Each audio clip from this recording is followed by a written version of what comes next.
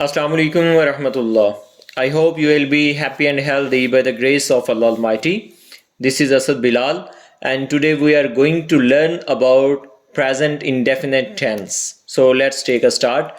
सबसे पहले इसकी definition को देखते हैं. Present indefinite tense is used to describe action that is either happening right now or that happens regularly or routinely. और आमतौर पर इसकी पहचान ये होती है कि उर्दू फ़िक्रे के आखिर में ता है, ती है, ते है, ता हूँ और ती हूँ आता है। लेकिन ये बात ज़हन में रखिएगा, बाज़ ऐसे सेंटेंसेस होते हैं जिसके आखिर में ऐसे अल्फाज तो आ जाते हैं लेकिन वो यकीनी तौर पर इसका हिस्सा नहीं होते हैं इस टेंस का। मिसाल के तौर पर ये जूता है, ता है तो आ गया है लेकिन वो यकीनी तौर पर इस टेंस का हिस्सा नहीं है। तो इसके लिए ये बात ज़हन में रखिएगा, ये ज़माना हाल में आदत को ज़ाहिर करता है और आदत वही है जो डेली रूटीन में हमारे यहाँ वर्क होते हैं, जैसे सूरज मशरिक़ से निकलता है, वो हमेशा सच बोलता है वगैरह वगैरह। आइए इसकी फॉर्मेशन की तरफ बढ़ते हैं। तो सबसे पहले हैं असर्टिव सेंटेंसेस। असर्टिव सेंटेंसेस ऐसे सेंटेंसेस होते हैं जो कोई भी बयान या कोई भी हकीकत बयान करते हैं और इसमें दो ग्रुप्स हैं। जो पहला ग्रुप है उसमें है ही, शी, इट या कोई भी सिंगुलर नाउन, और जो उसके बाद है पहला ग्रुप है उसमें है ही, शी, इट या कोई भी सिंगुलर नाउन, इसके साथ फर्स्ट फॉर्म ऑफ वर्ब, उसके बाद एस या ई एस का इजाफा और उसके बाद ऑब्जेक्ट। दूसरे ग्रुप में है आई, वी, यू, दे और जितने भी प्लूरल नाउन्स हैं, इसके साथ भी हमने फर्स्ट फॉर्म ऑफ वर्ब लगानी है और ऑब्जेक्ट लगाना है आखिर में। अब यहाँ पे ये क्वेश्चन ज़हन में आ सकता है कि कौन से ऐसे वर्ब हैं जिनके बाद हमने एस लगाना है और कौन से वर्ब हैं जिनके बाद हमने ई एस लगाना है।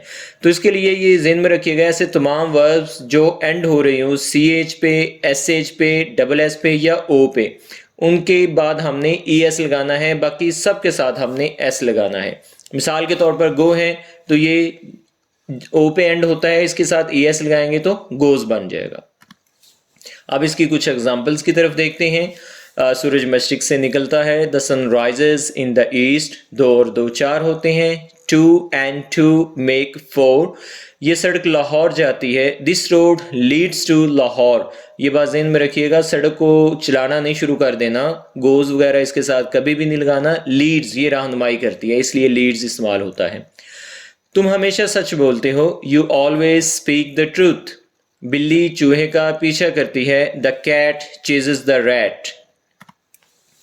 जी अब आते हैं नेगेटिव सेंटेंसेस की तरफ।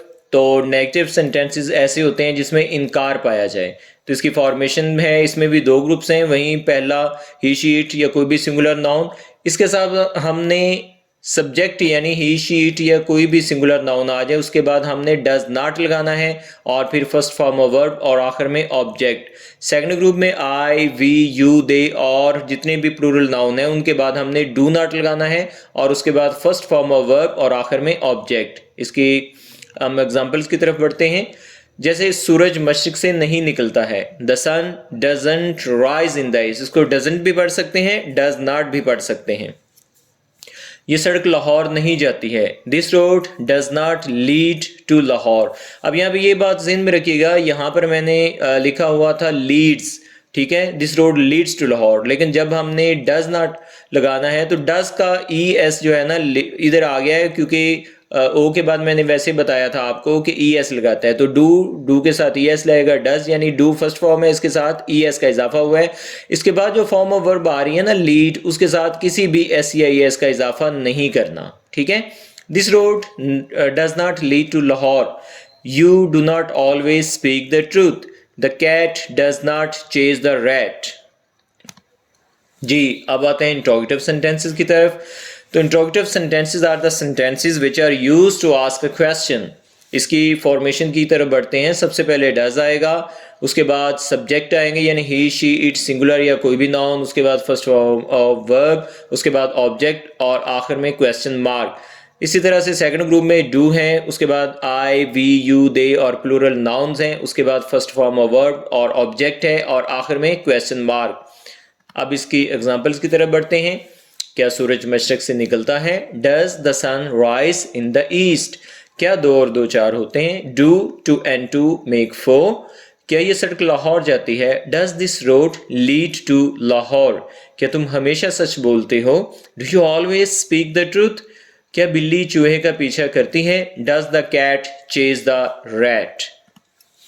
जी, अब आते हैं इंट्रोनेगेटिव, यानी ये सवालिया मनफी फिक्रात होते हैं जिनके अंदर सवाल भी पूछा जाता है।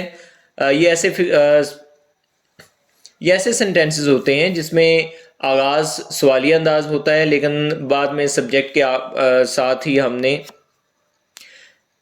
इंट्रोनेगेटिव सेंटेंसेस ऐसे सेंटेंसेस होते हैं जिसका अंदाज तो हमने डज के साथ ही करना होता है, लेकिन उसके बाद सब्जेक्ट और सब्जेक्ट के बाद हमने नॉट लगा देना होता है। ये जैसे आप देख सकते हैं कि सबसे पहले डज है, उसके बाद सब्जेक्ट है, उसके बाद नॉट है, उसके बाद फर्स्ट फॉर्म ऑफ वर्ब और आखिर में ऑब्जेक्ट है, और आखिर में हमने क्वेश्चन मार्क लगाना है।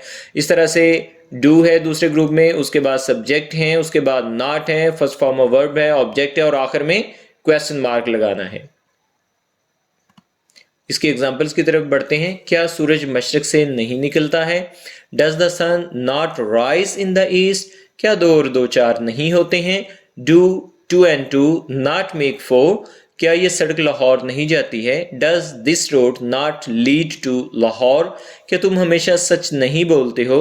Do you not always speak the truth? क्या बिल्ली चूहे का पीछा नहीं करती है? Does the cat not chase the rat? Ji, last one is the use of WH sentences.